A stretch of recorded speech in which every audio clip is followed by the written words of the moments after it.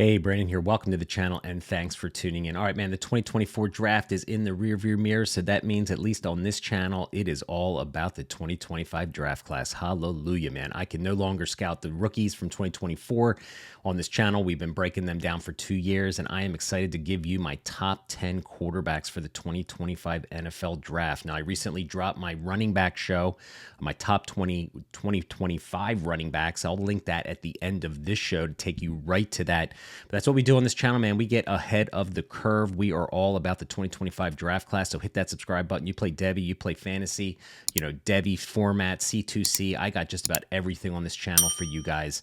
I'm super excited to drop this quarterback show, right? All right. So first question everyone asks, right, about the quarterbacks, right, is how good is this class compared to 2024? We saw 6 quarterbacks go in the first round in the 2024 draft. If you were to ask me 2 months before the NFL draft if I saw that coming, I would have said no. I really didn't have first round grades on Penix or Bo Nix, but the NFL, man, they are just starving for quarterbacks right now, so that they got elevated. So this class, a lot of people are looking at the 2025 class and thinking that the quarterback class isn't as good as the 2024 class. Probably isn't. And I think the reason most people feel that way is because you had Caleb Williams as QB1 for so long going into the process that he was a potential generational talent, right? Remains to be seen, right? But in any case, he had the skill set. People were excited about him. But I don't see a QB1 right now that is going to have that same kind of hype that Caleb Williams has, right? So I think it's a wide open horse race for this 2025 draft class. I'm going to do a tiered show just like I did with my running back show. I'm going to break them down into 4 tiers by draft capital, by day. So again, thanks for tuning in. Hit that subscribe button. Glad to have you join me today. Before we get started on the show, I wanted to just, plug my Devy to Dynasty dashboard product. It is a fantastic resource, guys. If you play Dynasty, fantasy, like I said, Devy, C2C, and you want a big database, I have over 500 future Dynasty assets ranked by class 2025, 2026, 2027. It's pretty cool. Hit me up in the email that you see at the bottom of the screen. I'll give you a 2-week trial. It's only $25 a year. It's super cool. It's a great, great resource to help you scout future classes and to determine value of future classes as well. All right. So let's get to it, man. Let's go down to tier 1. I got 4 players in my tier 1. I've got 4 quarterbacks that I believe have the opportunity to get first round draft capital in 2025. The first guy I'm going to talk about is Carson Beck, 6'4", 220 pounds. He's coming into his senior year at Georgia. He's really didn't even play his first 2 years holding a clipboard for Stetson Bennett, but last year was his first year and he was pretty good, man. He had the second highest PFF grade as a quarterback. He was a high recruit coming out of high school, and he overall had a really good season, 22 TDs, 6 interceptions, was a pretty decent ratio there. And I think that this year is just going to be another step forward for Carson Beck. As a first-year player playing in the SEC, I thought he did pretty good. One thing I'm going to be looking for in 2024 season coming up this fall is I want to see some more vertical passing. A lot of passing. I mean, he had a completion percentage of 72%, which is phenomenal, but a lot of it was very short area, between the line of scrimmage and 10, 15 yards, get the ball out of his hands quick, which is understandable. He was a first-year player, and you want to get him comfortable, get him, acclimated to the offense. He's had an offseason to train. He's losing Ladd McConkey, but there are some other receivers they got in the transfer portal. It should be an exciting time in Georgia. He should have everything in front of him to take the next step. He is my QB1 of the class right now, but doesn't mean that he's going to be the first quarterback drafted overall. All right, let's talk about my QB2 that I have currently drafted. And again, what you're seeing here on the screen is not necessarily going in my draft order. These are just more tier-based system, the system that I got here. But Jaylen Miler, 6'2", 220 pounds. All right. So he didn't play again, just like Carson Beck for his first 2 seasons. He was holding a clipboard for Bryce Young. All right. But this was his third, he was third in rushing for for Bama, which is just incredible, right? You had Jace McClellan there, Roydell Williams, and then you had Jaylen Miler was the third leading rusher. So people are going to knock Jaylen Miler because he didn't really exceed our expectations as a passer, right? He had some really good plays and some big moments last year. There's no doubt about that. But, he's got a new head coach this year. Saban's gone. Kalen DeBoer, I think that's how you say his name. He's coming from Washington. And I'm really excited to see that Washington offense that we saw Penix play in last year all of a sudden come to Bama. He's got a new OC. He's got a new system that he's going to have to learn. So this is going to be a big season for Jaylen Milroe. If he can come out and learn this playbook within a year and show that he can improve his passing, I think he has a real shot to get day one draft capital. Man, listen, the NFL loves tools and traits, right, of players, right? They love the toolsy players. This guy is a rushing machine. Like I said, he led his team in third in rushing. I think he had over 500 yards rushing, had a bunch of TDs, but that was kind of the knock on him, right? He looked to run just a little bit too much. Now I want to see him stand in the pocket, learn to be a passer, but he is an athletic guy, just like an Anthony Richardson, a little raw, right, when it comes to the passing, but the traits are there where an NFL team, I think, is going to be like, we can develop this guy into a great passer. He had an okay PFF grade of 83.4. He had 21 TDs, 6 interceptions, completion percentage of 66. So he's just inexperienced. He needs more time, like I said, and I think one of the things, too, is the intangibles that he brings to the table. He's loved by his teammates, and I've read many reports where the kid is smart and he is a football baller. And, intangibles are something that none of us really know with these individuals that play a huge role in their success in the NFL. All right. The third guy I want to talk about that I believe has first round draft capital opportunity, it's going to be really interesting, is Shad Sanders, 6'2", 215 pounds. There's a lot of hype around Sanders, right? He's got his dad there in Colorado, had a pretty solid year. He played his first 2 years at Jackson State. Again, his father was his coach. They come to Colorado together. Listen, from a scouting report standpoint, he's got the size, like I said, 6'2", 215 pounds. He can make all the throws. He's got really good ball placement at times. His pocket awareness is what the issue is with him.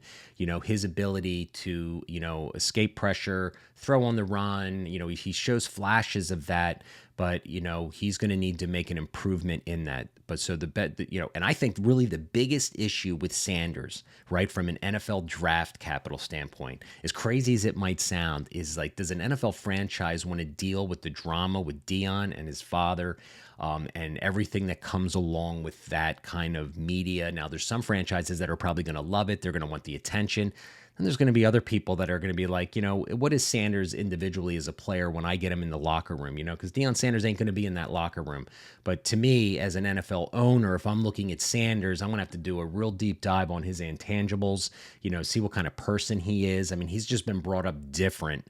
And, how dedicated is he going to be to being a team leader versus the fanfare that comes with being Deion Sanders' son? Now, it may sound crazy to you that I'm even bringing that up, but I'm a big intangible matters kind of guy. And I think that, again, that's going to be something that some teams are going to not really like, that all the drama that comes with him. And there's going to be other teams that might like endear that and want that for their franchise. But nonetheless, he's getting mocked. And I've been doing mock drafts. I love mock drafts, man. I am a mock draft hound. I am looking at mock drafts weekly.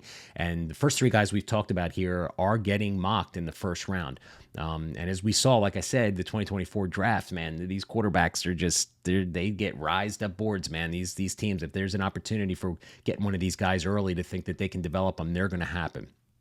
One more guy I got here in tier 1 that I want to talk about, and that's Quinn Ewers, 6'2", 195 pounds. Now, he's going into his true junior season, high recruit coming out of high school, 5-star, was been told since he in high school he was one of the best quarterbacks, in all of, high school headed to college football. So it's a big, big season for him because he's got Archie Manning nipping at his toes. Arch Manning, if you're not aware of the future classes, if the Manning name sounds familiar, it should, because he's the nephew of Peyton and I don't know, the guy that was at the Giants, I forget his name. But in any case, he had a great spring game, right? So, Quinn Ewers is the starter. He goes to the spring game, throws a pick. Archie Manning comes in and just lights it up and gets everyone excited. I'm pretty sure Ewers is going to run with the starting job this year, but he has to improve his inconsistency. All right. He had a passing grade of 83.2, only 7 TDs and 5 touchdowns, or he had 17 TDs and 5 interceptions, completion percentage of 69, which is good. He always has weapons in the wide receiver room, and I feel like his stats should be better. His vertical downfield passing is very, very inconsistent and inaccurate. He has to improve his ball placement this year. He doesn't offer much in the way of, yak ability. We just talked about, Jaylen Miler. Out of all 4 of these, probably offer the best kind of dual threat skill set out of these 4 first round, projected quarterbacks that we're talking about. But Quinn Ewers has a huge season ahead. His draft stock is either going to solidify him as a first round pick, his play this year, or his play is going to knock him down and be more of a developmental, maybe backup in the NFL. But now all signs are pointing up for Quinn Ewers that he could potentially be a first round quarterback. All right. So that rounds out my tier 1. My tier 2, these are guys that I think can get drafted in rounds 2 or 3. And all of these players have potential that I'm going to talk about here in this tier to be potential first round draft picks. All right. We know every year, guys, man, like this is early, man. We got a whole year basically before the NFL draft in 2025, and we got a whole season of football left. But it's fun nonetheless to go through the exercise. And the first guy I want to talk about is Drew Aller from Penn State, 6'5", 243 pounds. This guy's got some mobility. I live outside of Philly. My son goes to Penn State. He was a freshman this year. I watched pretty much every game, went to a few games, and I'll tell you, Drew Aller is like really frustrating. I mean, finally Penn State gets a high recruit quarterback. He sat for a year behind Clifford, and then he's been playing for 2 years. And, last year he had a good TD to interception ratio, 23-1. It's a little misleading. He did a lot of short passes to his tight ends and stuff like that. There's just no wow moments when you watch Aller play, right? I mean, I'm expecting more vertical passing, downfield wow moments. I mean, even this spring game, he came out and looked inaccurate. And I don't know if it's the offense of Penn State. My running back show, just like this one I already dropped, we talked about Nick Singleton and Katron Allen, 2 running backs, kind of in the same thing, high recruits that just haven't panned out. I don't know if it's the Penn State offense or not, or if it's Drew Aller just isn't as good as his high school recruiting profile was.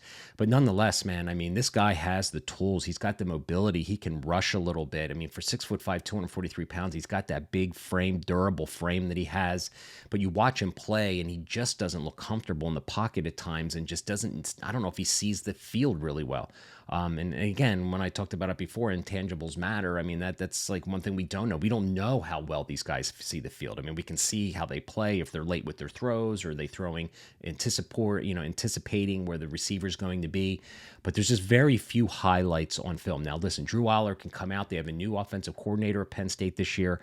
Man, he could come out. They still don't have a lot of good receivers. They got Julian Fleming from Ohio State, but man, they just can't seem to get anybody from the transfer portal to come there. This guy doesn't have a dynamic playmaker to throw the ball to either. That may be part of the problem. I'm not sure. A lot of people have Drew Aller as a first round talent. I need to see more before I can put him there. I got to see a really good season of him whipping the ball all over the field, really making some NFL throws. All right. Riley Leonard, Notre Dame quarterback. All right. He played 3 years at Duke, transferred. He's going to be the starter at Notre Dame, 6'4", 212 pounds. Now, he was a sleeper of mine after his 2022 season at Duke, where he threw for 2,700 yards, 20 TDs, 6 interceptions, really put himself on the map going into 2023. Unfortunately, he gets hurt, doesn't really play the majority of the season. But man, I loved his athleticism and size, 6'4", 212 pounds. What he showed me as a sophomore at Duke was really impressive. But now, like I said, he's in Notre Dame getting a fresh start, but he's still nicked up right now. He still has an injury.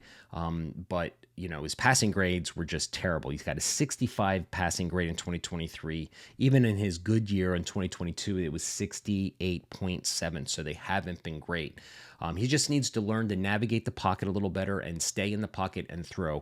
2023 and even in 2022, he was the leading rusher on his team in 2022, right? So you know, that's kind of crazy, but in the NFL, that's nice to have. But you got to stand in there and play within the pocket and throw the ball down the field, right? And that's where I think Riley Leonard struggled a little bit. But man, his athleticism and the way he moves around the pocket and can navigate, and he's tough. I mean, he runs with the ball and everything. You watch the guy play from a physical and athleticism standpoint, and you're like, wow, this guy looks kind of special with those kind of traits, right?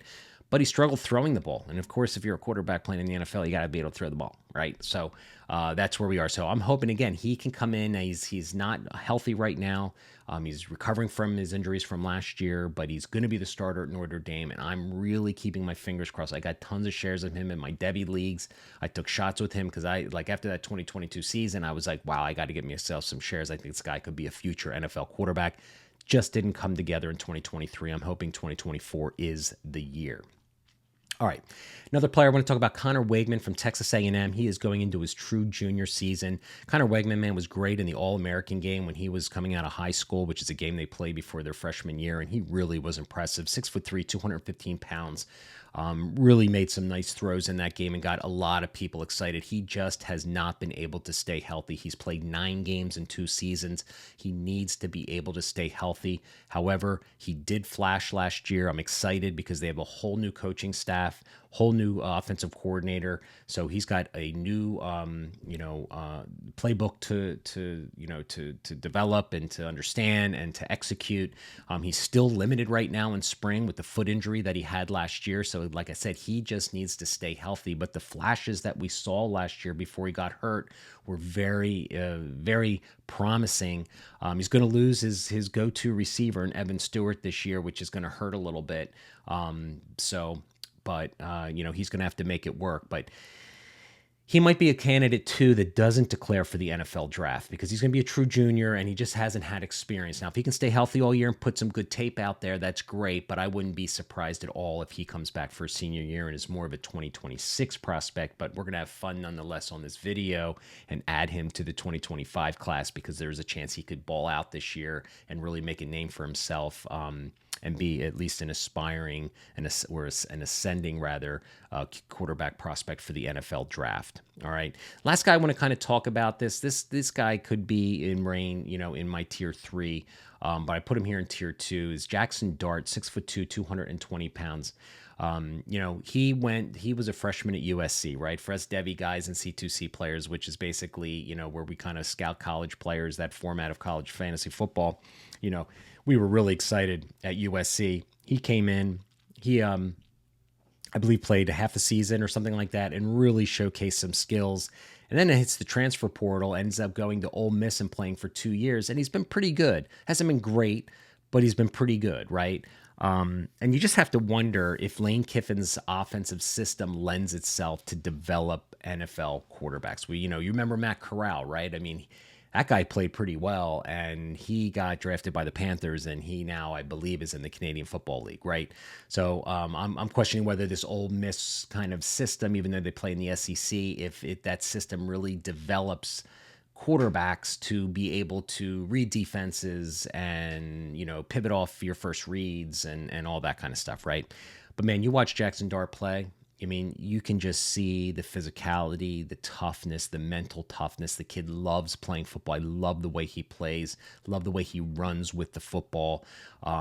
He just needs, again, to improve his consistency and his accuracy, all right? He had a 64.8 completion percentage, which isn't bad, but he just needs to put it all together. He's got some good receivers. He's got Juice Wells, a wide receiver that I'm like super excited about going to from South Carolina. He's going to be a 2025 draftable wide receiver. And I'll be doing a show just like this of wide receivers next week. So if you like this show, man, go watch my running back show that I already dropped, and my wide receiver show is going to be coming very shortly. All right, let's go to tier 3, which is round 4 and 5. There were only 2 taken. We had 6 in the 2024 draft. We had 6 first rounders, and then the next quarterback taken fell all the way to the 5th round. All right, and that was Spencer Rattler and then Jordan Travis. All right, but I got 4 guys I want to talk about in here. These are guys that are developmental. They're getting some buzz, and they're at least I want to talk about Cameron Ward. Okay. he now is playing in Miami. All right, so he played 2 seasons in Incarnate Ward. All right, and then he transferred to Washington State. And there was so much buzz when this kid in 2022 went to Washington State, coming off a 2021 season of 47 TDs and 10 interceptions. Right, so he comes to Division One, comes to Washington State. Plays pretty well. I mean, it's 2 seasons. He had 23 TDs and 8 interceptions in 2022. Last year, 25 touchdowns, 7 interceptions. PFF grades are average, 78 last year. So if you remember, he declared for the 2024 NFL draft, all right? And then he changed his mind. And then he went to the transfer portal, and now he's going to Miami, all right? So he's going to the ACC. New opportunity. Again, I like it when these players can go to a new school and see how smart they are. Can they learn the new playbook? Get on the same page with their receivers and stuff like that. So big season coming up for Cameron Ward. Now, there's people out there that think he's a first-round talent, and I'm just not there. He's 6'2", 223 pounds. He's got that ability, but his inconsistency, I just haven't seen any development. He's going to be a fifth-year player. Which isn't a problem, but I just haven't seen him get better and better. He seems to have good games, bad games. Just don't know if I see an NFL starting quarterback when I see and watch Cameron Ward, but crazier things have happened. Like I said, we have another whole season of college football ahead of us to see what he can do. So, all right, this is an interesting name, Garrett Nussmeier. All right, 6'2", 205 pounds. He is going to be a true senior at LSU. Now, Jaylen Daniels was there for the last 2 years, and he was holding his clipboard, waiting in the wings patiently. Didn't go to the transfer portal, didn't leave, knowing that Daniels was going to be there, and he's sticking around. So, but he's he's had 4 TDs and 4 interceptions in 3 years, right? So he is a raw talent. I am pretty sure he has a 5th year of eligibility, so he might be a 2026, but he's going to be the starter at LSU, and LSU's been cranking out quarterbacks, as we know, with the Burrows and Daniels and stuff. So, he's waited his turn. He knows the playbook. The spring game, he looked pretty good. He's just raw, right? I mean, he just needs time on the field and see, he's going to lose all of his, Neighbors and Thomas. They're out there at the NFL. So we have a whole new crew of wide receivers and a new quarterback. It's going to be fun, exciting times at LSU, but I'm excited because I think the guy has flashed in mop-up duty and spot starts here and there throughout his career where he looks like the real deal. He just certainly needs to get some experience to, put some film out there so people can scout him a little bit. All right. Another player I'm going to talk about. All right. I'm going to give you 3 more. This is top 10, but I'm going to give you 3 more. It's going to be maybe the top 13 show. I've always been a giver, so I'm going to give you 3 more names. Again, guys that, do I think have a shot of being on our Dynasty rosters? Maybe not, but you never know, right? So I'm going to just throw 3 more names out that I see getting draft capital buzz, that have the opportunity. Maybe stranger things have happened. At this time last year, nobody thought Penix was going to be a top 10 pick in the NFL draft. So you just never know. Will Howard going to Ohio State. He is the starter this year, most likely. Has really good size, 6'5", 242 pounds. He's got decent mobility, likes to run the ball, at the goal line. So he's going to give you that kind of ability. He has more, vertical, I'm sure more short area passes in his film than vertical, but the guy's been slinging the rock at Kansas State for 4 years through 4 seasons at Kansas State. 45 touchdowns, 23 interceptions, over 5,000 yards. He decides to hit the transfer portal for his last year of eligibility and go to Ohio State. Hey, you go to Ohio State, you're going to play it on the national stage. You're going to be playing for a potential national championship. So he is going to showcase his skills, all right? But the guy, you watch his film, he can throw the ball around. So we'll have to see, what he looks like. But he's going to have a great cast at Ohio State. He's going to got 2 stud running backs on my running back show that I just dropped, which I'll link here at the end of this show. The top 2 running backs I have are coming from Ohio State. So I think they're going to be a run-first team, but he's got Ibuka there. He's got Jeremiah Smith, who's an incoming freshman who could be the next Marvin Harrison Jr. That's how good that guy looks. And again, that's my dashboard subscription resource. I have all these guys ranked already to give you an early look at these guys. But, Will Howard could go to Ohio State and kill it. I mean, or he could not be great. But in any case, I just put him on the show to give you 2 or 3 extra names. 2 more guys I want to talk about. Last guy in this tier, Donovan Smith from Houston. It's getting a little buzz out there in the draft capital world, right? So I've not watched a ton of Donovan Smith. He's 6'5", 241. He looks like a big kid, obviously. That's a big frame. Not very mobile watching a little bit of film that I had. He tore his labrum, so he's had surgery this spring, so he's going to be, basically late to the party this year. PFF grade was 70. Not going to offer much and is a rushing upside. It didn't look like he was, somebody who enjoyed running the ball. He's just got to clean up the interceptions. Last year, he had 22 TDs, 13 interceptions. In 2022 at Texas, he played his first 2 seasons at Texas Tech, then transferred to Houston last year. 2022 at Texas Tech, 12 TDs and 8 interceptions. So needs to improve that game, but there are NFL draft guys out there already talking about Donovan Smith potentially being a sleeper of the class. So I had to, add him to the show. All right, the last guy. All right, I'm just going to put him in tier 4 just so I have a tier 4 player on the show. But a guy that's really interesting, I got to watch more film on him, is Jaylen Daniels from Kansas, 6 foot, 215 pounds. Man, he's got a good arm, like his pocket presence. Back in 20, he's a 4-year start. I don't know if he's a 4-year starter, but a 4-year player from Kansas. So he's going into his 5th season. And back in 2022, he rushed 77 times for 419 yards and 7 TDs. So he's got that dual threat, right? And we know the NFL, they love traits and toolsy players. This guy has it, and he has the ability. So this is a guy I'm going to be keeping an eye on. He had a back injury last year that cut his season short. So again, he needs to stay healthy. But if he can stay healthy and get back to his 2022 season, where he had 13 TDs and 2 TDs, 1,400 yards. Again, he hasn't had the most, production. But again, this is a player that, most likely isn't going to be, in the first round, but a player that could be a decent backup maybe in the NFL. But I wanted to at least put his name here on the show, everybody, to give you a third extra name. So that's 13 quarterbacks for you to watch this fall. So I don't know. Let me know. Go in the comments, man. Tell me, am I missing anybody on this list? Am I too high on some of these players? Do you think I'm too low? I'd love to interact with you. Tell me what you're thinking. I love it. Like I said, I've already dropped my running back show. I'm going to link it here right now for you to take a look at it. And I'm going to be doing a wide receiver show just like this one. So please hit that subscribe button. We're going to be doing film breakdowns, all 22, scouting report film breakdowns and all sorts of stuff on the channel. Thank you for watching. And good luck in your 2024 rookie drafts. But here on this channel, it's all about 2025. Thanks for watching.